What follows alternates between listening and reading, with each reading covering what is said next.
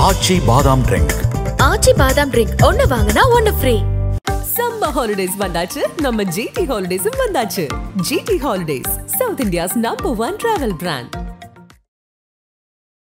யார் இந்த அவுரங்கசீப், அவருக்கும் சிவாஜிக்கும் என்ன பிரச்சனை, இந்த பின்னணியை பத்தி சொல்லுங்க. மன்னர் அவுரங்கசீப்புடைய காலம் என்பது 17ஆம் நூற்றாண்டு. அந்த காலகட்டத்தில் வாழ்ந்த ஒரு மராட்டிய மன்னர் சத்ரபதி சிவாஜி. ஆரம்ப காலத்துல சத்ரபதி சிவாஜிக்கும் அவுரங்கசீப்புக்கும் எந்த விதத்திலையும் நெருடலே இல்லை, சண்டையே இல்லாம தான் இருந்தது. அது ஏன் பின்னாடி சண்டையாக மாறியது அப்படிங்கிறது முக்கியமானது.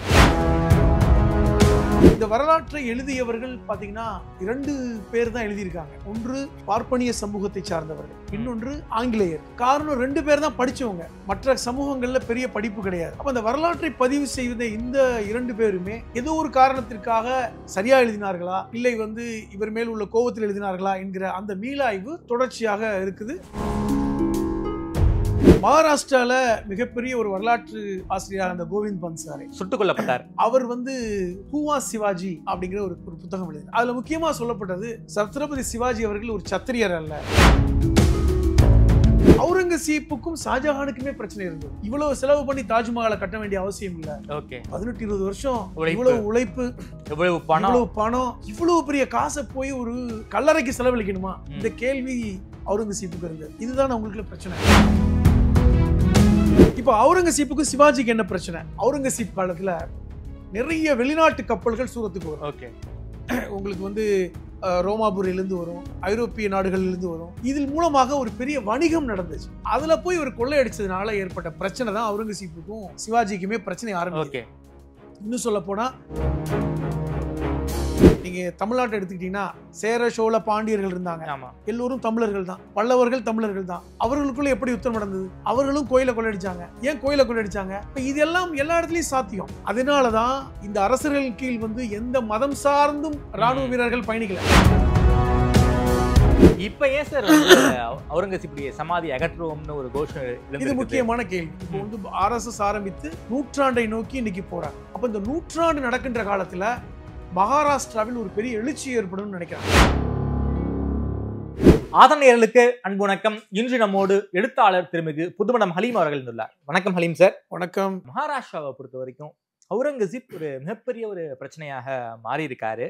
அவுரங்கசீப்புடைய சமாதியை நாங்கள் அகற்றுவோம் அப்படிங்கிற அளவுக்கு இந்த வலதுசாரிகள் அந்த எக்ஸ்ட்ரீமுக்கு போயிருக்காங்க. இதற்கு மிக முக்கியமான காரணம் என்னவென்றால், சமீபத்துல சாவான்னு ஒரு படம் வந்திருக்கு. சிவாஜியுடைய மகன் சம்பாஜியுடைய வாழ்க்கை வரலாற்றை மையமாக எடுத்து வைக்கப்பட்ட படம். அந்த சம்பாஜியுடைய கிளைமேக்ஸ் என்பது அவுரங்கசீப் ஒரு மிக கொடூரமான முறையில கொலை செய்தார் அப்படிங்கிற இதோட முடியுது.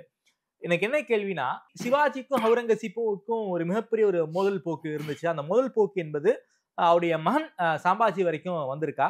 இந்த வரலாறு எங்களுக்காக சொல்ல முடியுமா? குறிப்பாக யார் இந்த அவுரங்கசீப், அவருக்கும் சிவாஜிக்கு என்ன பிரச்சனை, இந்த பின்னணியை பத்தி எங்களுக்கு சொல்லுங்க. மன்னர் அவுரங்கசீப்புடைய காலம் என்பது 17ஆம் நூற்றாண்டு. அந்த காலகட்டத்தில் வாழ்ந்த ஒரு மராட்டிய மன்னர் சத்ரபதி சிவாஜி. இப்போ முகலாயர்களுடைய அந்த வரிசையில் பார்த்தால் பாபர், ஹுமாயூன், ஜஹாங்கீர், ஷாஜஹான், அவுரங்கசீப் என்று அந்த வரிசை. இப்போ பேரரசர் ஷாஜஹான் என்று சொன்னால் எல்லோருக்கும் தெரியும், தாஜ்மஹாலை கட்டினார்.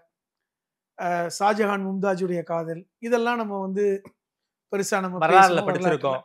அக்பரை பற்றி பேசும்போது கூட அக்பர் இஸ் த கிரேட், மத சகிப்புத்தன்மை உள்ளவர், இந்து முஸ்லிம் உறவை பேணியவர் என்றெல்லாம் வரலாற்று புது மதத்தை ஆரம்பித்தவர். ஆனால் அவுரங்கசீப்பை பற்றி பேசும்போது மட்டும் ஒரு கொடுங்கோலன், ஜிஸ்யா வரி விதித்தவர், இந்துக்களுக்கு எதிரான மனநிலை உடையவர், இந்து கோவில்களை இடித்தவர், இப்படியான ஒரு வரலாற்றுல பதிவு இருக்கும்.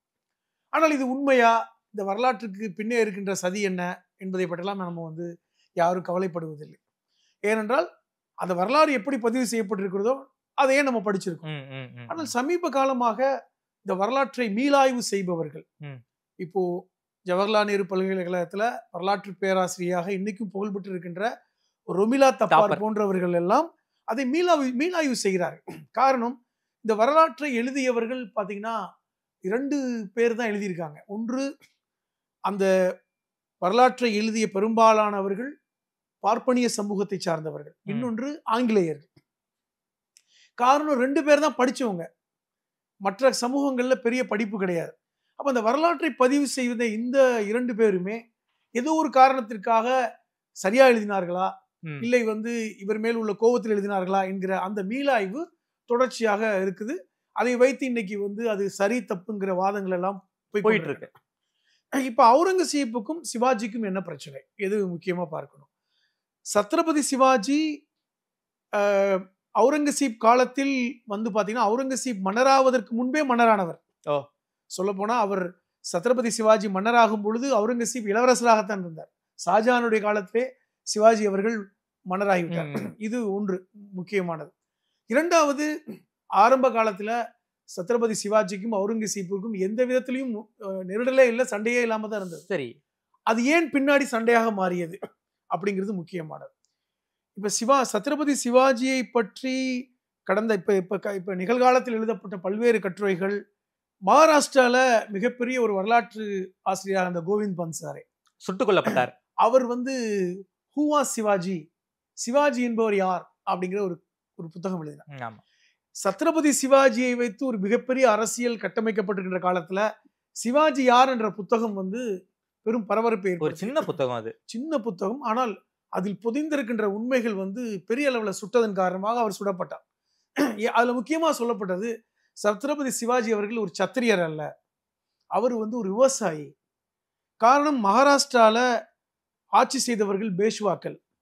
அந்த பேஷ்வாக்களுக்கு எதிராக திரண்ட ஒரு போராளி தான் சத்ரபதி சிவாஜி. அவருடைய நிலத்தை அவர்கள் கையகப்படுத்தினதுனால ஒரு போராட்டத்தை ஏற்படுத்தி அதன் மூலமாக ஒரு கொரில்லா தாக்குதலை நடத்தி அந்த பகுதியில் ஒரு அரசையே நிறுவியவர் சத்ரபதி சிவாஜி. சொல்ல போனா பேஷ்வாக்களுக்கு எதிராக வந்தவர் ஒன்று. இரண்டாவது, சத்ரபதி சிவாஜி முடிசூடும் பொழுது முடிசூட்ட மறுத்தாங்க. காரணம் என்ன சொன்னாங்கன்னா, இவர் சத்திரியன் அல்ல. இதை அண்ணா சிவாஜி கண்ட இந்து ராஜ்யத்தை ரொம்ப அழகா எழுதியிருப்பார். இதுதான் இந்த கோவிந்த் பன்சாரே தன்னுடைய புத்தகத்துல பதிவு பண்றார். சோ அப்படிப்பட்ட ஒரு பின்புலம் தான். ஆனால் இன்னைக்கு அவரை ஒரு இந்துத்துவவாதியாக சித்தரிக்கிறார்கள். ஆமா, அப்படின்னு எழுதப்பட்டார். அவர் கொல்லப்பட்டார். இப்ப இந்த அவுரங்கசீப்புக்கு இவருக்குள்ள பிரச்சனை வரும். அவுரங்கசீப்புக்கும் ஷாஜஹானுக்குமே பிரச்சனை இருந்தது. சிறையில தான் நினைக்கிறேன் கடைசி காலகட்டங்கள்ல. ஷாஜஹான் மும்தாஜுக்கு 14 பிள்ளைகள். ஆமா, அவுரங்கசீப் 5வது குழந்தை. மும்தாஜை எவ்வளவு நேசித்தார் என்று நம்ம தாஜ்மஹாலை வைத்து ஷாஜஹானை நம்ம உருவப்படுத்த முடியும். 14வது பிரசவத்தில் தான் மும்தாஜ் இறந்து போகிறார். இருந்தாலும் மும்தாஜ் ஞாபகமாகவே இருந்து 18 வருடங்களாக அந்த தாஜ்மஹாலை கட்டியவர் ஷாஜஹான். இந்த ஷாஜஹானுக்கு இன்னொரு முகம் இருக்கிறது. ஏனென்றால் தன்னுடைய குழந்தைகளை சமமாக அவர் நடத்தவில்லை. அதற்கு பல்வேறு ஆவணங்கள் இருக்குது. ரொமிலா தப்பார் அழகாக பதிவு பண்றாங்க.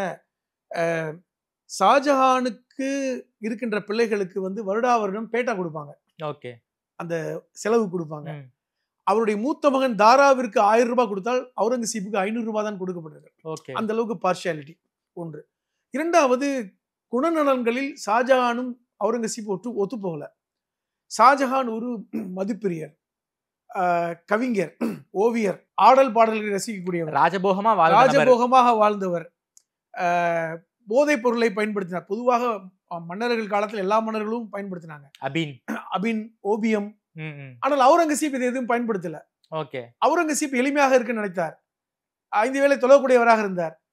தந்தையை ஒரு சொல்லிக்கிட்டே இருந்தார், இது தப்பு, இது இறைவனுக்கு செய்கின்ற மாறு அப்படின்னு. அதனாலேயே ஷாஜஹானுக்கும் அவுரங்கசீப்புக்கும் பிரச்சனை. சரி, இதை ஷாஜஹானுடைய மூத்த மகன் தாரா பயன்படுத்தி கொண்டார். அவர் அவுரங்கசீப்பை போட்டு கொடுத்துட்டே இருந்தார்.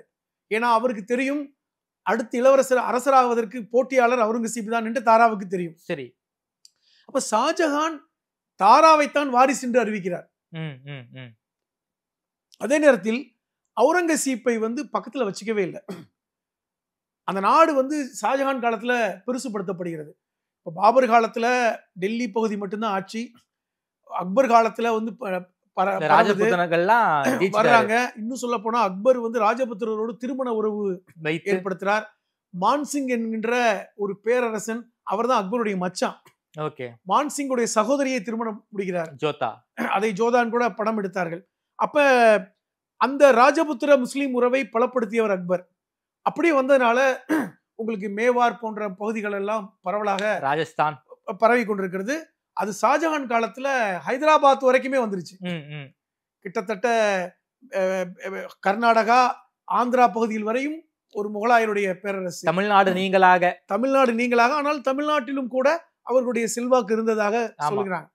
இந்த இடத்துல அவுரங்கசீப்பை பக்கத்துல வச்சுக்காம இவரை கர்நாடக பகுதியை ஆட்சி செய்யி, மகாராஷ்டிராவில் போய் பார்த்துக்கோ, அங்கதான் ஏகப்பட்ட பிரச்சனை. அப்படி கடினமான வேலையை கொடுத்தவர் ஷாஜஹான். இப்படித்தான் முரண்பாடு இருந்தது. ஆனால் ஒரு கட்டத்துல தாராவிற்கும் அவுரங்கசீப்புக்கும் ஒரு மோதல். அதனால தாராவை வீழ்த்த வேணும்னா, அந்த காலகட்டத்துல ஒரு ராஜா இருந்தாருன்னா பிள்ளைங்களுக்குள்ள போட்டி இருக்கும். நேரடியாக அவர்கள் அரசராகிறது இல்லை. யாரு திறமையா இருக்கானோ அவன் அரசராவான். அவுரங்கசீப்பிற்கு செல்வாக்கு இருக்கிறது, படைபலம் இருக்கிறது. தாரா ஓடிவிட்டார் ஊரை விட்டுட்டு. ஷாஜஹானுக்கும் ஒரு பயம் ஏற்படுது, நான் தாராவுக்கு சப்போர்ட் பண்ணதுனால அவுரங்கசீப்பனை சிறை வைத்து விடுவானோ என்று கடிதம் எழுதுகிறார். இந்த கடிதம் வரும்பொழுது திருப்பி அவுரங்கசீப் கடிதம் எழுதுகிறார். அப்பெல்லாம் கடித போக்குவரத்து தான். எழுதும் பொழுது, என்னுடைய தந்தையை சிறை வைக்கும் அளவுக்கு நான் கொடுமையானவன் அல்ல. இந்த கடிதம் இன்னும் பாதுகாக்கப்பட்டிருக்கிறது, மியூசியத்தில் இருக்கு. ஷாஜஹானுக்கு அவுரங்கசீப் எழுதிய கடிதம் இன்னும் இருக்கிறது. அப்ப அந்த கடிதத்தில் என்ன குறிப்பிடுகிறார் என்றால், தந்தையை சிறை வைக்கும் அளவிற்கு நான் கொடுமையானவன் அல்ல, ஆனால் நீங்கள் செய்தது எதுவும் சரியில்லை, நீங்கள் எங்களுக்கு நியாயமாக நடந்து கொள்ளவில்லை, ஆகவே நான் உங்களை பாதுகாப்பாக வைத்திருக்கிறேன், வெளியே விட மாட்டேன், நீ அங்கே இருங்க, உங்களுக்கு நான் இறுதி வரை எல்லாமே செய்யறேன் என்று ஆக்ராவை மகாராஷ்டிராவிலிருந்து ஆக்ராவிற்கு ஆட்சியை பிடித்து அரசராக முடிசூட்டும் பொழுது ஷாஜஹான் பாதுகாப்பாக, அது ஒரு வீட்டு சிறை தான், ஆனால் அவருக்கு எல்லா வசதியும் செஞ்சு கொடுக்கிறார். ஷாஜஹான் மேல இன்னொரு கோபம் அவுரங்கசீப்புக்கு என்ன இருந்துச்சுன்னா, இவ்வளவு செலவு பண்ணி தாஜ்மஹாலை கட்ட வேண்டிய அவசியம் இல்ல.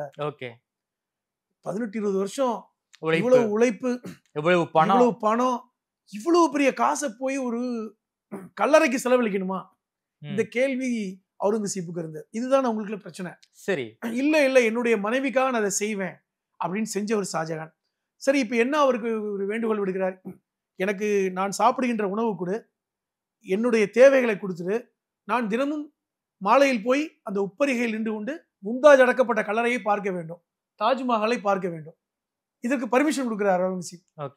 இதற்காக அவுரங்கசீப்புடைய சகோதரி ஒருத்தர் இருக்காங்க, அவங்க திருமணமே பண்ணல. இப்ப ஷாஜஹானுடைய 13 பிள்ளைகளில் இவர் 5வது 3வது. அதில் ஒரு சகோதரி திருமணம் பண்ணல. அவர் அவுரங்கசீப்போட நெருக்கமா இருக்கார், ஷாஜஹானோட நெருக்கமா இருக்கார். அவரை பாதுகாப்பா வைத்து அந்த ஷாஜஹானை கிட்டத்தட்ட அவுரங்கசீப் ஆட்சிக்கு வந்ததுக்கு அப்புறம் ஒரு 18 வருஷம் வாழ்றாரு. இப்போ சிறையை வைத்து கொடுமைப்படுத்திருந்தா சீக்கிரம் செத்து போயிருப்பார். 18 வருஷம் வரைக்கும் தனிமைப்படுத்தப்பட்டிருக்கிறார். இப்படித்தான் ஆட்சியை பிடிக்கிறார். இப்ப அவுரங்கசீப்புக்கு சிவாஜிக்கு என்ன பிரச்சனை? இப்ப அவுரங்கசீப் ஒரு பேரரசராக பட்டம் சூட்டி விட்டார். சிவாஜி மராட்டியத்துல ஆட்சி பண்ணிட்டு இருக்கார், மகாராஷ்டிரால ஆட்சி பண்றார். அங்க பேஷ்வாக்கள் இருக்காங்க. பேஷ்வாக்கள் என்பவர்கள், அவர்களுக்கும் சிவாஜிக்கும் பிரச்சனை போயிட்டு இருக்கு. அந்த பேஷ்வாக்களில் பல்வேறு ராணுவ வீரர்கள் முஸ்லிம்களா இருக்காங்க. இப்ப அந்த காலகட்டத்தில் எப்படி இருப்பாங்கன்னா, ஒரு முஸ்லீம் மன்னர் இருந்தாருன்னா முஸ்லீம் போர் வீரர்கள்லாம் இருக்க மாட்டாங்க, இந்துக்கள் எல்லாம் கலந்து இருப்பாங்க. இப்போ அவுரங்கசீப்பிடம் இருந்தவர்கள் 40 விழுக்காடு ரஜபுத்திர வீரர்கள் இருந்தாங்க. சிவாஜி, சத்ரபதி சிவாஜியிடம் பல்வேறு இஸ்லாமிய வீரர்கள் தளபதிகளா இருந்தாங்க. இப்படித்தான் அப்படி இருப்பாங்க. காரணம், அப்ப எப்படின்னா, மதத்தை விட அரசு விசுவாசம் தான் முக்கியம். எனக்கு இவரை பிடிக்கும், நான் விசுவாசமா இருக்கேன், அதுதான் அங்க முக்கியம். மதம்லாம் கிடையாது. ஒன்று. இரண்டாவது, அப்பொழுது இந்தியாங்கிற ஒரு நாடு கிடையாது, பல்வேறு நாடுகள் தானே, பல்வேறு சமஸ்தானங்கள், பல்வேறு நவாபுகள், பல்வேறு அரசர்கள் இருந்தாங்க. அப்ப அது யாருக்கு யார் உதவி பண்றாங்க அப்படிங்கிறதான் முக்கியம். அப்ப இந்த காலகட்டத்தில் என்ன பிரச்சனை வருதுன்னா, குஜராத்ல ஒரு துறைமுகம் சூரத் இருக்குல்ல, ஆமா, சூரத் என்பது ஒரு துறைமுகம். இதை வரலாற்றுல ரெக்கார்டிக்கலா பதிவு பண்ணியிருக்காங்க. முன்னாடி எவ்வளவு மோசமா மாற்றி எழுதினாங்க, அது எப்படி ரெக்கார்டிக்கலா பதிவு பண்ணியிருக்காங்க. சூரத்துங்கிற அந்த துறைமுகத்தை சத்ரபதி சிவாஜி போய் கொள்ளையடிக்க போறார். சிவாஜியுடைய வீரர்கள் அப்பொழுது கொரில்லா தாக்குதல் தான், கிட்டத்தட்ட ஒரு கொள்ளையர்கள் மாதிரி தான் இருந்தாங்க. அவர்கள் கொரில்லா தாக்குதல் பண்ணி அடிக்க வேண்டியது, பேஷ்வாக்களை போய் தாக்குதல் செய்ய வேண்டியது, இப்படிதான் செஞ்சாங்க. நம்ம வரலாற்றுலயும் படிச்சோம். அவரை கைது பண்ணாலும் மாறு வேடம் கொண்டு தப்பிச்சு போறது, இப்படிதான் இருந்தாங்க. அப்ப அந்த சூரத்ங்கிற அந்த துறைமுகத்தை போய் தாக்குதல் செய்து பொருட்களை கைப்பற்றும் போது அந்த சூரத் நகரம் முகலாயர்களுக்கு கட்டுப்பட்டிருக்கிறது. பெரும்பாலான கப்பல்கள் அப்பொழுது பாத்தீங்கன்னா, அவுரங்கசீப் காலத்துல நிறைய வெளிநாட்டு கப்பல்கள் சூரத்துக்கு வரும். உங்களுக்கு ரோமாபுரியிலிருந்து வரும், ஐரோப்பிய நாடுகளிலிருந்து வரும், பல்வேறு வெளிநாட்டு பாரசீகம் ஈரானிலிருந்து வருகின்ற கப்பல்கள் வரும். இதில் மூலமாக ஒரு பெரிய வணிகம் நடந்துச்சு, வரி வருவாய் கிடைத்தது. அதுல போய் இவர் கொள்ளையடிச்சதுனால ஏற்பட்ட பிரச்சனை தான் அவுரங்கசீப்புக்கும் சிவாஜிக்குமே பிரச்சனை ஆரம்பிச்சு. இன்னும் சொல்ல போனா சிவாஜி ஆட்சி செய்து பல ஆண்டுகளுக்கு பிறகுதான் இவங்களுக்குள்ளே பிரச்சனை வருது. ஓகே, அது வரைக்கும் யாருக்கு பிரச்சனை வந்ததுன்னா பேஷ்வாக்களுக்கும் சிவாஜிக்கும் தான் பிரச்சனை வந்து. இது ஒரு இஷ்யூ. அதுக்கப்புறம் அது வந்து பெரிய மோதலாக மாறினதுக்கு அப்புறம் அவர்களுக்குள் பல்வேறு முறை நட்பும் இருந்திருக்கிறது. ரொமிலா தாப்பார் பதிவு பண்றாங்க, சமாதானம் ஏற்பட்டிருக்கு. இப்ப இனிமே நான் வந்து முகலாயர்களுடைய படை மீது மோத மாட்டேன்னு சொல்லிட்டு ஒரு சமாதான உடன்படிக்கை ஏற்பட்டு அதன் மூலமாக சிவாஜியுடைய மகன் சாம்பாஜியை அவுரங்கசீப்பிடம் வளர்வதற்கு கூட அனுப்புறார். சொல்ல போனா சத்ரபதி சிவாஜியுடைய மகன் இளமை காலத்தில் அவுரங்கசீப்புடைய மகன் அக்பர் ஷா கூட வளர்ந்திருக்காரு சேர்ந்து. அப்படி உறவுகள்லாம் இருந்திருக்கிறது. இந்த பிரச்சனை இப்படி போறதுனால ரெண்டு பேருக்குமே நல்ல நெருக்கம் இருக்கு. ஒரு ஒன்னும் முழுக்க எதிரிகள் கிடையாது, ஒரு நெருக்கம் இருக்கிறது. இது எப்படியே சண்டையா மாறுச்சு அப்படின்னு பார்த்தால், இந்த சாம்பாஜி வந்து பாத்தீங்கன்னா ஒரு பெண் மோகத்தில் அலையக்கூடிய ஒரு உமனேஸ்வரா இருக்கான். சத்ரபதி சிவாஜி அந்த மாதிரி ஆள் இல்ல. ஆனால் சாம்பாஜியுடைய கேரக்டரை வந்து அவர் வந்து ஒரு மோசமான ஒரு கேரக்டராக சித்தரிக்கிறான். அவர் என்ன பண்றான், அவுரங்கசீப்புடைய மகளை திருமணம் செய்ய வேண்டும் என்று தூது விடுறான். இதெல்லாம் வரலாற்றுல மறைக்கப்பட்ட பகுதி. அப்ப அவுரங்கசீப்புடைய மகளை திருமணம் செய்ய வேண்டும் என்று சாம்பாஜி நினைக்கும் பொழுதுதான் சாம்பாஜியோடு அவுரங்கசீப் முரண்படக்கூடிய ஒரு இடம் வருது. அதனால் ஏற்பட்ட பிரச்சனை. இரண்டாவது இன்னொரு பிரச்சனை, அவுரங்கசீப்புடைய மகன் அக்பர் ஷா இருக்கான்ல, அவுரங்கசீப்புக்கும் ஒரு 3-4 மகன் இருக்காங்க. அவர்களுக்குள்ளே அடுத்து நான் தான் அரசன்கிற போட்டி வரும் பொழுது அவுரங்கசீப்பையே கொலை செய்துவிட்டு ஆட்சியை பிடித்து விட வேண்டும் என்று அக்பர் ஷாவை சாம்பாஜி தூண்டுகின்ற விஷயம் நடக்குது. அதாவது கூட எல்லாம் ஒன்னா வளர்ந்த பசங்க. அப்ப அக்பர் ஷாவை தூண்டி விட்டு அவுரங்கசீப்பை நம்ம காலி பண்ணிட்டு நீ அரசராகி விட்டால் நானும் இங்க அரசாகி விடுவேன், நம்ம எல்லாம் நட்பாக இருக்கலாம், உங்க அப்பா ரொம்ப ஸ்ட்ரிக்டா இருக்காரு, செலவுக்கே காசு கொடுக்க மாட்டேன்றாரு. அவுரங்கசீப் அவருக்கே செலவுக்கு எடுக்கிறது இல்ல, அவர் செலவுக்கே வந்து தொப்பி நெய்கிறது, குரானை வந்து கையில எழுதி விற்கிறது, அப்படி ஒரு சிக்கனவாதி தான் அவரு. ஒரு ராஜாவா இருந்தாலும் சிக்கனவாதி. ஏன்னா அவர் எழுதின உயில் கூட பாத்தீங்கன்னா, நான் இறந்ததுக்கு அப்புறம் என் உடலை என்னுடைய சொந்த செலவுல அடக்கம் பண்ணுங்கன்னு எழுதினார். கஜானாவிலிருந்து ₹1 கூட எடுக்கக்கூடாது. சோ இப்படி ஒரு தூண்டி விட்டதன் காரணமாக இந்த சாம்பாஜியோடு அவுரங்கசீப் முரண்பட்டு ஏற்பட்ட யுத்தத்தில் தான் சாம்பாஜி கொல்லப்படுறார். இன்னொன்னு, அந்த காலகட்டத்தில் யுத்தம் என்றால் 2 பக்கமும் சேதம் ஏற்படும், கொலை நடக்கும், அது பல்வேறு காரணங்கள் இருக்கும். ஆனா இது எப்படி கொண்டு வந்தாங்க பின்னாடி, சத்ரபதி சிவாஜியை அவருடைய மகன் சாம்பாஜியை அவுரங்கசீப் கொண்டதன் மூலமாக அவர் இந்துக்களுக்கு எதிரான ஒரு மன்னர் அப்படின்ட்டு வரலாற்றுல பதிவு பண்றாங்க. அது ஏன் வரலாற்றுல பதிவு பண்றாங்க, உண்மை எழுத வேண்டியதானே அப்படின்னு பார்த்தால் 2 விஷயத்த அவங்க எழுதுறாங்க. முக்கியமா ஒரு விஷயத்த ரொமிலா தாப்பார் பதிவு பண்றாரு. பொதுவாக முகலாயர்களுடைய காலத்துல வருடா வருடம் பாரசீக புத்தாண்டு நிகழ்வு நடக்கும். அடிப்படையில் முகலாயர்கள் பார்சி மொழி பேசக்கூடியவர்கள், பாரசீகத்திலிருந்து வந்தவர்கள். அப்போ வருடா வருடம் பாரசீக புத்தாண்டு நடக்கும் பொழுது அது அக்பர் காலத்திலிருந்து இருக்கிற நடைமுறை என்னன்னா, எடைக்கெடை தங்கத்தை வெள்ளியை இந்த அந்த பார்ப்பன சமூகத்துக்கு கொடுப்பது என்பது வழக்கமாக இருக்கு. இஸ்லாமியர்களாக இருந்தாலும் பிராமின்ஸ்க்கு கொடுப்பாங்க. ஏன்னா அக்பர் வந்து என்னன்னா, அவர் வந்து ஒரு இஸ்லாமியர்னு சொல்ல முடியாது. ஏன் அவரை நீங்க வந்து தூக்கி வரலாற்று கொண்டாடிச்சுன்னா, அவர் வந்து நான் இந்துவும் அல்ல முஸ்லீமும் அல்ல, தீனிலாகி என்ற ஒரு மதத்தை சார்ந்தவன் பிரகடனப்படுத்தினார், மதத்துக்கு அப்பாற்பட்டிருக்கேன்னு சொன்னவர், எல்லாரையும் இது பண்ணாரு. அதனால அவர் வந்து வரலாற்றுல என்ன செஞ்சாங்க, அக்பர் தி கிரேட்னாங்க. அப்போ வருடா வருடம் எடைக்கு எடை தங்கத்தை இந்த கோயில் புரோகிதர்களுக்கு கொடுப்பது என்பதை அக்பர் விளக்கமாக வைத்திருக்கிறார். இது அவுரங்கசீப் உடைக்கிறார். ஏன் எடைக்கு எடை தங்க நான் எது கொடுக்கணும், இதனை வருடா வருடம் புத்தாண்டுக்கெல்லாம் செலவழிக்க வேண்டிய தேவையில்லை. அவர் ஏற்கனவே தேவையற்ற செலவை குறைக்கணும்னு நினைக்கிறவர், தன்னுடைய தந்தை ஷாஜஹானோடவே முரண்பட்டவர், இதை நிறுத்துறார். இது ஒரு காரணமாக அவர் மேல கோவப்பட்டு வரலாற்றுல இவன் கொடுங்கோலன், எந்த காசுமே கொடுக்கறது இல்ல, ஜிசியா வரிலாம் இந்துக்களுக்கு ஜிசியா வரி விதிச்சாருங்கிற வைக்கிறாங்களே, அந்த குற்றச்சாட்டை உடைக்கும் விதமாக வரலாற்றுல ரொமிலா தாப்பார் ரொம்ப கிளியரா ஒரு விஷயத்தை எழுதுறாரு. ஜிஸ்யா வரி விதித்தது உண்மை. ஆனா எப்படி விதித்தாரு? அப்ப முஸ்லிம்களுக்கு வரி கிடையாதா அப்படின்னு பேசுறாங்க. முஸ்லிம்களுக்கு கட்டாயமா 2.5 விழுக்காடு வரி கொடுக்கணும்னு பதிவு பண்றாங்க அவுரங்கசீப். இந்த ஜகாத்து கொடுப்பாங்கல்ல, 2.5 வருஷம், அதாவது வருமானத்தில் 2.5% ஜகாத்து கொடுப்பது என்பது முஸ்லிம்களுடைய கடமைகள் ஒன்று. அதை எப்படி அவுரங்கசீப் பண்றாருன்னா, அந்த 2.5 விழுக்காடை அரசுக்கு நீங்கள் செலுத்த வேண்டும், அரசு மூலமாக நாங்கள் வந்து ஏழைகளுக்கு கொடுத்துக்குவோம், ஒரு அது ஒரு பைத்துல் மால உருவாக்குறார். அப்ப முஸ்லிம்களுக்கு எல்லோருக்குமே 2.5 விழுக்காடு வரி என்பது கட்டாயமாகப்பட்டது. அந்த 2.5 விழுக்காடுங்கிறதுக்கு என்ன அளவுகோல் வைக்கிறாங்க? ஒவ்வொருத்தவங்களுக்கும் ஒவ்வொரு வருமானம் இருக்கும் இல்லையா? அந்த வருமானத்தை அளவீடு செய்வதற்கென்று அளவாளர்கள் இருக்காங்க. அது இன்கம் டாக்ஸ் மாதிரி அப்ப சொல்றீங்க? இன்கம் டாக்ஸ் ஸ்லாப் மாதிரியே வச்சிருக்காங்க. அப்ப இந்துக்களுக்கு எப்படி ஜிஸ்யா வரி விதிக்கிறாங்க அப்படின்னு பார்த்தால் எல்லோருக்கும் கிடையாது. இந்து சமூகத்தை சார்ந்த பெண்களுக்கு வரி கிடையாது. சரி, ஃபர்ஸ்ட் பாயிண்ட். இரண்டாவது, இந்து சமூகத்தை சார்ந்த வயதானவர்களுக்கு வரி கிடையாது. சரி. 2. மூன்றாவது, இந்து சமூகத்தை சார்ந்த, அப்ப இந்துன்னு கிடையாது, முஸ்லீம் அல்லாதவர்கள் தான் அவங்க சொல்றாங்க. அவர்கள் ராணுவத்தில் பணியாற்றினால் வரி கிடையாது. சரி. அரசில் பணியாற்றினால் வரி கிடையாது. யாருக்கு வருமானம் ஒரு வருடத்திற்கு 100 ரூபாய்க்கு மேல இருக்கோ, அப்ப 100 ரூபாய்ங்கிறது பெரிய காசு. 100 ரூபாய்ங்கிறது இப்ப நீங்க இப்ப கணக்குப்படுத்தி ஒரு 10 லட்சம் ரூபாய் இருக்கோ அவங்களுக்கு மட்டும்தான் வரி. அப்ப யாரு வருத்தப்படுவான்? பணக்காரன் மட்டும்தான் பாதிக்கப்படும். அவர்களுக்கு மட்டும் ஜிஸ்யா வரி ஸ்லாப் கொடுத்தாங்க.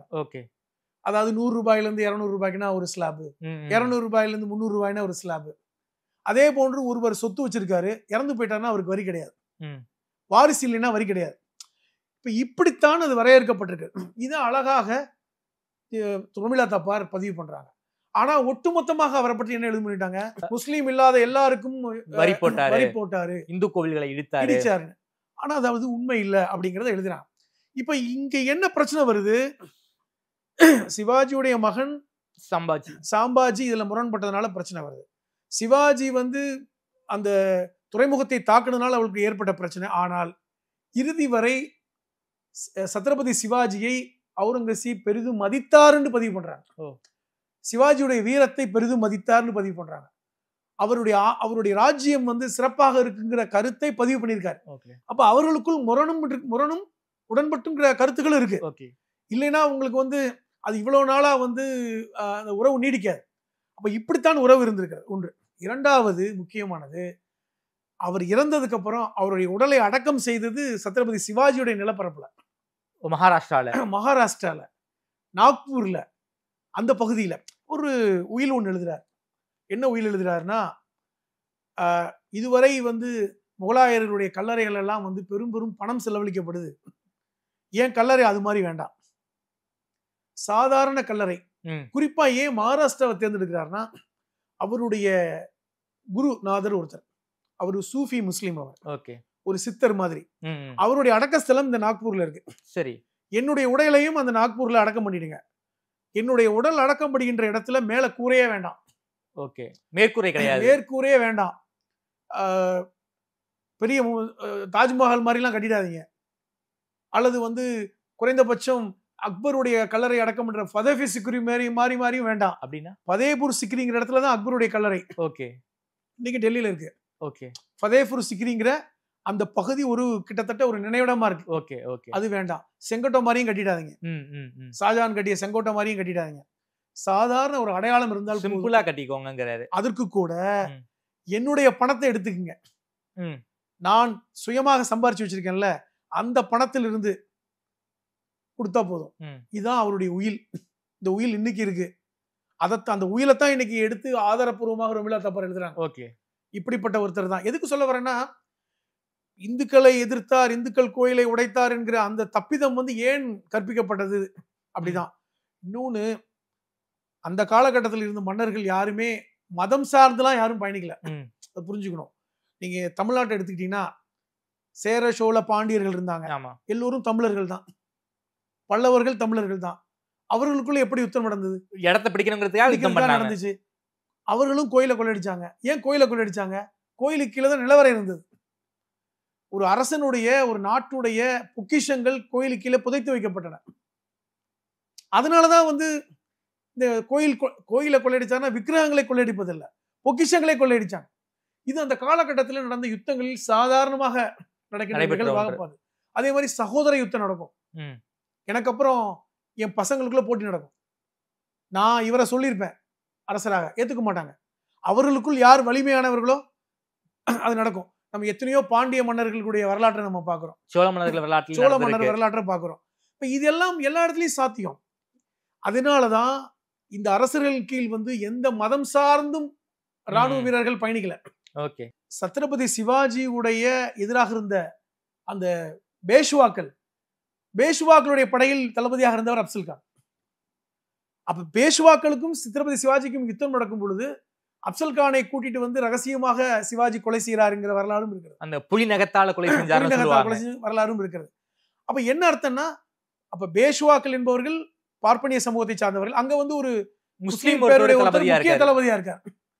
அவுரங்கசீப் இவ்வளவு கடினமானவர், இந்துக்களுக்கு எதிரானவர் சொல்லக்கூடிய அவர்ல எத்தனையோ ரஜபுத்திர வீரர்கள் முக்கிய வீரர்களா இருக்காங்க. அது இன்னும் சொல்ல போனா திறமைக்கு முக்கியத்துவம் கொடுத்து அவரை பெரிய தளபதிகளாக கூட இருக்காங்க. அப்ப சத்ரபதி சிவாஜியுடைய படையிலும் முஸ்லிம்கள் இருக்காங்க. அப்ப மதம் சார்ந்து படைகள்ல வீரர்களே கிடையாது. அப்ப இது என்ன நடக்குது என்றால், இவர்கள் எல்லோருமே அவர்கள் நிலம் சார்ந்து அவருடைய பலம் சார்ந்து தேவைக்கேற்ற மாதிரி போரிடுறாங்க. இப்ப ஏன் சார் அவுரங்கசீப்புடைய சமாதி அகற்றுவோம்னு ஒரு கோஷம்? இது முக்கியமான கேள்வி. இப்ப ஏன் கொண்டு வராங்க?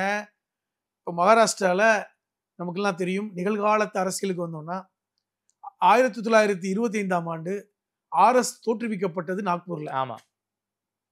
இந்த எக்டோபரா இருக்கட்டும், சாவர்கரா இருக்கட்டும், அவரை சார்ந்த மூஞ்சையா இருக்கட்டும், இவர்கள் எல்லோருமே நாக்பூரை சார்ந்த சித்திரபவன் பிராமணர்கள். சித்பவன் பிராமணர்கள். நாம தமிழ்ல சொன்ன சித்திரபவன் பிராமணர்கள். இவர்கள் தான் ஒரு RSSங்கிற ஒரு அமைப்பை ஏற்படுத்துறாங்க. அப்பொழுது இந்து மகாசபை இருக்கு. அப்ப இந்த அமைப்பை ஏற்படுத்திய அவர்கள் நோக்கம் என்னவா இருந்தது? பிரிட்டிஷாரோடு அனுசரிச்சு போகக்கூடிய நோக்கமாக இருந்தது. அதன் மூலமாக இந்தியாவை சுதந்திரம் அடைய வைத்து இந்தியாங்கிற இந்து ராஷ்டிரம்ங்கிற ஒரு தேசம் அமையப்படணும், இஸ்லாமியர்கள் பாகிஸ்தானுக்கு போயிடட்டும்ங்கிற அந்த ஒரு விஷயங்கள்லாம் பேசப்பட்டன. அப்ப இன்னைக்கு RSS உடைய அரசியல் முகமாகத்தான் பாஜக இருக்கு. அதை நீங்க உணர்ந்துக்கணும். இன்னும் சொல்ல போனா RSSங்கிற இந்த அமைப்பு என்பது சனாதனத்தை அடிப்படையாக கொண்ட அமைப்பு தான். ஆனா இன்னைக்கு அவர்கள் இந்து மதத்தை முன்னிறுத்தி சனாதனத்தை பின்னாடி ஒழிச்சுக்கிட்டாங்க. அது ஒரு பக்கம். எப்படி இருந்தாலும் அவர்கள் தான் இன்னைக்கு பாஜகங்கிற ஆட்சி நடந்து கொண்டிருக்கிறது. இப்போ இந்த இடத்துல 100 வருடம் என்கிற இடத்தை நோக்கி நகல்றாங்க. இப்போ RSS ஆரம்பித்து நூற்றாண்டை நோக்கி இன்னைக்கு போறாங்க. வருகின்ற செப்டம்பர் 2025ஓட 100 வருடம் முழுமை அடைகிறது. அப்ப இந்த நூற்றாண்டு நடக்கின்ற காலத்துல மகாராஷ்டிராவில் ஒரு பெரிய எழுச்சி ஏற்படும் நினைக்கிறாங்க. இப்ப ஏற்கனவே குஜராத்ல ஒரு பெரிய எழுச்சி ஏற்பட்டுச்சு. 2001 குஜராத் கலவரம். அதுக்கப்புறம் நரேந்திர மோடிங்கிற ஒருத்தருடைய சித்திரம் பெரிய அளவுல கட்டமைக்கப்பட்டது. அவரை இந்திய அளவுல கொண்டு வந்தாங்க. குஜராத்தே இன்னைக்கு பாத்தீங்கன்னா அசைக்க முடியாத இடத்துல பாஜக இருக்கு. உத்தரப்பிரதேசத்தை அயோத்திங்கிற கோயிலை வைத்து கட்டமைத்தார். இன்னைக்கு உத்தரப்பிரதேசத்துல பாத்தீங்கன்னா இன்னைக்கு முழுக்க அதனுடைய சித்தாந்தம் இன்னைக்கு பரவலாக்கப்பட்டிருக்கு. பீகார்ல வேறொரு முகம். இன்னைக்கு அவருடைய அடுத்த குறி மகாராஷ்டிரா. காரணம், மகாராஷ்டிரா இந்தி மாநிலம் கிடையாது, மராட்டிய மாநிலம். உத்தரப்பிரதேசமோ அல்லது மத்திய பிரதேசமோ மற்ற பகுதியெல்லாம் இந்தி பெல்ட்னு சொல்லக்கூடிய. இன்னைக்கு மகாராஷ்டிராவை கையில வைக்கிறாங்க. மகாராஷ்டிரா மராட்டியம் இருந்தா கூட அதுவுமே கிட்டத்தட்ட ஒரு முக்கியமான மாநிலம். இன்னைக்கு இந்தியாவில் பொருளாதாரத்துல மேலோங்கிய. ஏற்கனவே 2024 பாராளுமன்ற தேர்தலில் பெரிய அளவுல பாஜக வெற்றி பெறல. 48 இடங்கள்ல 30 இடங்கள் காங்கிரஸ் கூட்டணி வெற்றி பெற்றாங்க. 18 இடங்கள் தான் வெற்றி பெற்றாங்க. ஆனால் 2025 நடந்த சட்டமன்ற தேர்தலில் பாஜக ஆட்சி அது எப்படி ஏற்பட்டது அப்படிங்கிறது இன்னைக்கு பெரிய அளவுல விமர்சனம் இருக்கு. அதுல மறுபடியும் இதை ஓட்டிங் மிஷினை கம்ப்ளைண்ட் பண்ற அளவுக்கு போயிடுச்சுன்னு வச்சுக்கலாம். அது வேற ஒரு விவாதம். ஆனால் நோக்கம் என்னவாக இருந்ததுன்னா, 2025 மகாராஷ்டிராவில் பாஜக ஆட்சி செய்ய வேண்டும் என்று பெரிய அளவுல அவங்க மெனக்கட்டாங்க. ஏனென்றால் நூற்றாண்டு வரும் பொழுது, RSS உடைய நூற்றாண்டு வரும் பொழுது மகாராஷ்டிரா தன்னுடைய கையில இருக்கணும்னு நினைச்சாங்க. இன்னைக்கு பட்னாவிஸ் நாக்பூரிலிருந்து வந்தவர். பட்னாவிஸ் அதே சித்திரபவன் பிராமிய சமூகத்தை சார்ந்தவர். இப்ப நீங்க கனெக்ட் பண்ணி பாருங்க. அப்ப 2025 நூற்றாண்டு வரும்பொழுது மகாராஷ்டிராவை அதே சமூகத்தை சார்ந்த ஒருத்தர் ஆட்சி செய்யறார். இது ஒரு திட்டமிடல். இரண்டாவது, செப்டம்பர் மாதம் 2025 அந்த நூற்றாண்டு விழா நடக்கும் பொழுது கும்பமேளா போன்று ஒரு பெரிய எழுச்சி நாக்பூரில் ஏற்பட வேண்டும் என்று நினைக்கிறாங்க. அதற்கு மக்கள் தானாக எழுச்சி வர வேண்டும் என்பதற்காகத்தான் இப்ப வந்து பாத்தீங்கன்னா இந்த படம் சாவா படம் வந்தது. அந்த திட்டமிட்டு எல்லா படங்களும் இப்படி பார்த்தா காஷ்மீர் ஃபைல்ல இருந்து பல்வேறு சினிமாக்களை பேசலாம், திட்டமிட்டு வந்தது. இப்ப முதல்வரே வந்து திட்டமிட்டு இந்த படத்துடைய எழுச்சிதான் சொல்றார். சொல்ல போனா அந்த படத்தை பிரதமர் பாராட்டுறார். ஒரு படத்தை பிரதமர் ஏன் பாராட்டணும்? இப்ப இதே வந்து சத்ரபதி சிவாஜியுடைய மகன் சாம்பாஜியை ஏன் புகழ்ந்து பேசணும்? அவருடைய உண்மையான வரலாறு என்னங்கிறத இப்ப எழுதிட்டாங்க. சாம்பாஜியை இப்போ ஒரு பெரும் வீரனாக மாற்றக்கூடிய வேலை நடக்குது. இன்னும் சொல்ல போனா அவுரங்கசீப்புடைய அடக்கஸ்தலம் இருக்கின்ற அவுரங்காபாத் பேரையே சாம்பாஜி மாவட்டம் என்று இப்போ போன வருஷம் மாத்தினாங்க. போன வருஷம் தான் மாத்தினாங்க. இப்ப இது எல்லாமே ஒரு திட்டமிடல் தான். அலகாபாத் எப்படி பிரயாக்ராஜ்னு பேரை மாத்துறாங்களோ அதே மாதிரி அவுரங்காபாத்தை வந்து இன்னைக்கு சாம்பாஜி நகர்னு மாத்துறாங்க. இப்ப இதெல்லாம் திட்டமிட்டு நடக்குது. இன்னும் சொல்ல போனா இப்ப அடுத்த கட்டத்துக்கு என்ன நடந்திருக்காங்கன்னா, இந்து மன்னருடைய பிதாமகராக இருக்கின்ற சாம்பாஜியை, சிவாஜியுடைய மகனை கொலை செய்த அவுரங்கசீப்புடைய கல்லறை கூட எங்கள் மாநிலத்தில் இருக்கக்கூடாது, இந்தியாவிலே இருக்கக்கூடாது அப்படிங்கிற கோஷம் மிக முக்கியமா பார்க்கணும். ஏன்னா பாபர் மசூதி இடிப்பதை போன்று நாங்கள் இதை இடிப்போம். இப்ப அவர்களுக்கு ஏதோ ஒண்ணு வேணுங்க. மசூதி மேல கை வைக்க கூடாது சுப்ரீம் கோர்ட் சொல்லிட்டாங்களே சார். அதாங்க, அது வேணும் அப்படிங்கிற இடத்துக்கு நகர்றாங்க. சுப்ரீம் கோர்ட் சொன்னது மட்டும் செஞ்சிருவாங்களா? சுப்ரீம் கோர்ட்டை கேட்டா எல்லாம் செய்யறாங்க. இப்ப எந்த நீதிமன்றத்தையும் வந்து மதிக்கிற மாதிரி இல்லையே. அப்ப இது வேண்டுங்கிற இடத்துக்கு வர்றாங்க. ஒன்று. இன்னும் சொல்ல போனா இன்னைக்கு இருக்கின்ற அவுரங்கசீப்புடைய சமாதி மேல பில்டிங் கட்டப்பட்டிருக்கு. அதை செய்தது கூட வெள்ளக்காரன் தான். இங்க உள்ள அவுரங்கசீப் காலத்திலேயோ அல்லது அவுரங்கசீப்புக்கு பின்னாடி வந்த இரண்டாம் பகதூர் ஷா காலத்துல கூட கட்டப்படல. கட்டினது ஒரு வெள்ளைக்காரன். என்னப்பா ஒரு பெரிய பேரரசன் சொல்றீங்க? இந்த நாட்டுடைய எல்லை முழுவதையும் வரையெடுத்தவர் அவுரங்கசீப் தான். இன்னைக்கு இந்தியாங்கிற ஒரு வரைபடம் இருக்கு பாத்தீங்களா? அது இந்தியா மட்டும் இல்ல, பாகிஸ்தான், ஆப்கானிஸ்தான் வரை உள்ள அந்த மிகப்பெரிய இந்தியா துணைக்கண்டம், இந்தியா துணைக்கண்டத்துடைய வரைபடத்தை ஆட்சி செய்த உருவாக்கியவர் அவுரங்கசீப். இப்படின்னு சொல்றீங்க. அவருடைய வந்து கல்லறை பாத்தீங்கன்னா ஓப்பனா இருக்குன்னு சொல்லிட்டு இறக்கப்பட்டு கட்டினவன் வெள்ளக்காரன். அதைத்தான் இன்னைக்கு இடிக்கணும்னு சொல்றாங்க. இது எல்லாமே ஒரு அரசியல். மகாராஷ்டிரால ஒரு பெரிய கலவரம் நடக்கும், அது வந்து குஜராத்தோட 2001 கலவரத்தோட மோசமாக நடக்கும்னு சொல்லி தான் இதை கொண்டு போறாங்க. அதனாலதான் வந்து குரானை எரித்து விட்டார்கள் என்று ஒரு செய்தி பரப்பப்பட்டு இன்னைக்கு கைது செய்யப்பட்டு ஒரு விதமான ஒரு கலவரக்காடாக இன்னைக்கு நாக்பூரை மாத்துறாங்க. பட் நாக்பூருடைய 100 வருடம் முன்பு வரலாற்றை நீங்க பாத்தீங்கன்னா 100 வருடத்தில் ஒரு பெரிய மாற்றங்கள் ஏற்படணுங்கிற அந்த விருப்பம் வந்து இன்னைக்கு இப்படி வந்து கட்டமைக்கப்பட்டு இன்னைக்கு அவுரங்கசீப்பை கொண்டாந்து முன்னாடி நிறுத்துறாங்க. முகலாயர்களுடைய எந்த அடையாளங்களும் இந்த நாட்டில் இருக்கக்கூடாது அப்படிங்கிற இடத்துக்கு நகர்த்துறாங்க. இது எல்லாமே ஒரு பிரிவினவாதம் தான், வேற ஒண்ணுமே இல்லை. ஓகே சார், ரொம்ப நன்றி சார். குறிப்பாக இந்த அவுரங்கசீப், இந்த சிவாஜிக்கும் அவுரங்கசீப்கான முரண், அந்த வரலாறுல ஆரம்பிச்சு சமகால அரசியலை பத்தி ரொம்ப விரிவா பேசியிருக்கீங்க. நேரம் கொடுத்து பேசியமைக்கு நன்றி.